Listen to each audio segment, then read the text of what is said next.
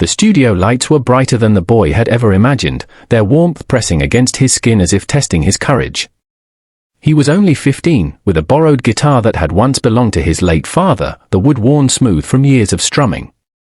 His name was Ethan Walker, a quiet kid from a small town tucked away in the dusty heart of Arizona. Most people in his neighborhood knew him as the boy who worked odd jobs after school, mowing lawns, carrying groceries, and even playing guitar on street corners for spare change. But tonight, standing on the stage of one of the world's most watched talent competitions, Ethan was about to show the world who he truly was.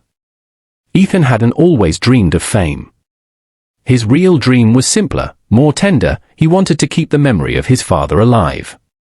His dad had been a truck driver with a love for old rock classics, especially the Eagles. Ethan remembered sitting on the porch, listening to his dad hum along to Hotel California, his voice deep and weathered, yet full of soul. When his father passed away suddenly 2 years ago, the song became more than music, it became a lifeline. Every chord Ethan strummed on his father's guitar felt like a conversation between them, a way to keep him close even when the world felt unbearably empty.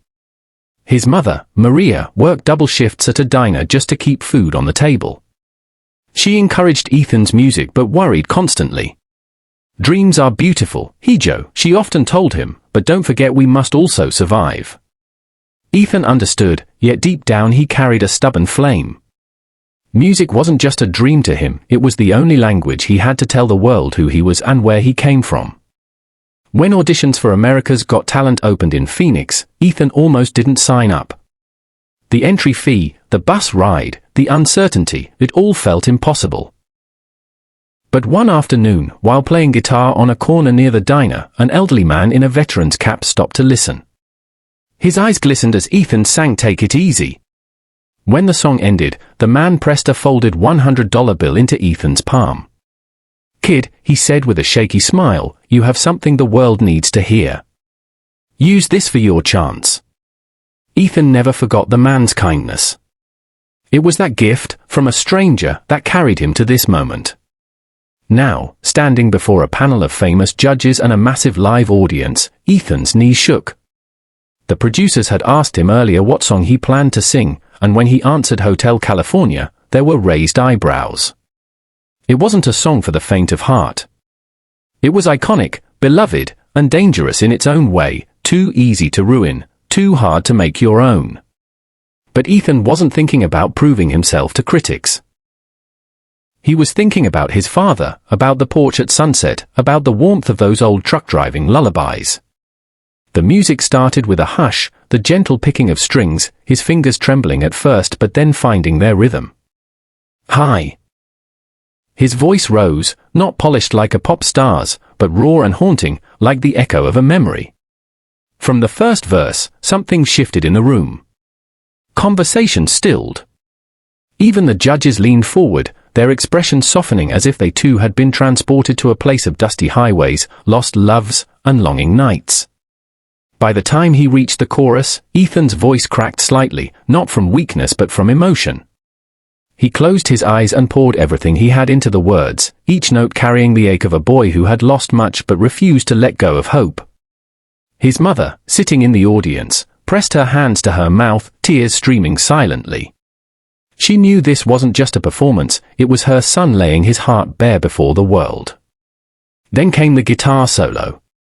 Ethan's fingers danced across the strings, not with technical perfection but with a soulfulness that silenced even the toughest critic in the room.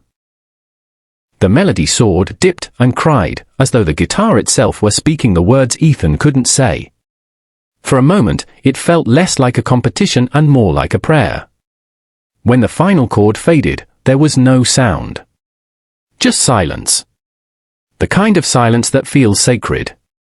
And then, as though the entire room woke from a spell, the audience erupted, cheers, applause, whistles, even people on their feet, clapping with tears in their eyes. Ethan lowered his guitar, chest heaving, not sure if he had done enough but knowing he had given everything. One of the judges, a notoriously tough critic, wiped his eyes before speaking. "Ethan, I don't know how a 15-year-old can carry that much soul in his voice. That wasn't just a cover. That was something holy. Another judge nodded, her voice breaking as she said, "I felt like I was watching you heal, and in that process, you healed all of us too." And then came the moment that changed everything. The golden button gleamed beneath the hand of the most skeptical judge of all. Without hesitation, he slammed it down. Golden confetti rained from above, shimmering like sunlight breaking through storm clouds. Ethan froze, his mouth open in disbelief, as the audience roared louder than ever. His mother ran to the stage, embracing him through the shower of gold, whispering, "Tu papa estaría tan orgulloso. Your dad would be so proud." But the story didn't end with the golden buzzer. That night, as clips of Ethan's performance went viral, messages began pouring in from across the country. Veterans, single mothers, kids his own age, they all wrote about how his song reminded them of loved ones they had lost, or of dreams they thought were gone. One message came from the very veteran who had given him the $100, saying simply, "Told you the world needed to hear you."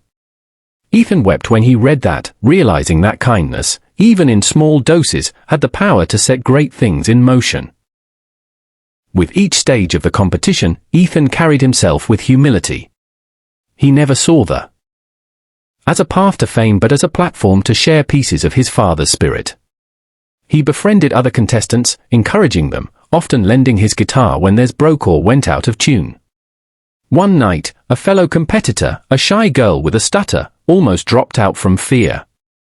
Ethan sat with her backstage, played a gentle tune, and said, "Sing like you're only singing to one person who loves you.